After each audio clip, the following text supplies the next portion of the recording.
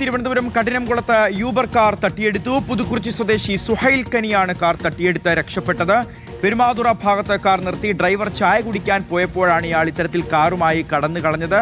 ഈ വാർത്തയുടെ വിവരങ്ങൾ സ്വാന്തന സാജു നൽകും. സ്വാന്തന, ഇയാൾ ഈ കാപ്പ കേസ് ഉൾപ്പെടെ നിരവധി കേസുകളിലെ പ്രതിയാണെന്ന് കേൾക്കുന്നുണ്ടല്ലോ. അപ്പോൾ ഇയാളുടെ ഒരു ബാക്ക്ഗ്രൗണ്ട് എന്താണോ? അപ്പം ഇയാൾ യൂബർ കാർ തട്ടിയെടുത്തു എന്ന് പറയുമ്പോൾ അത് കൃത്യമായി ആസൂത്രണം ചെയ്ത് നടപ്പിലാക്കിയ ഒരു കവർച്ചയാണോ?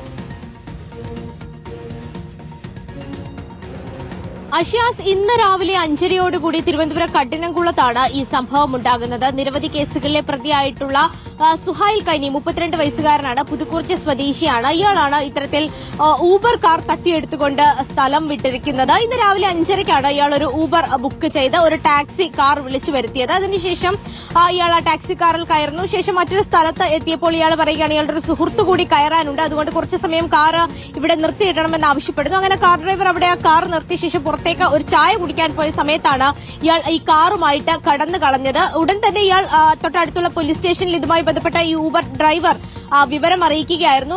പോലീസ് ഇയാളെക്കുറിച്ച് പറയുന്നത്, ഈ സുഹൈൽ കനിയെക്കുറിച്ച് പറയുന്നത്, ഇയാൾ നിരവധി കേസുകളിലെ പ്രതിയായിട്ടുള്ള ആളാണ് എന്നാണ്.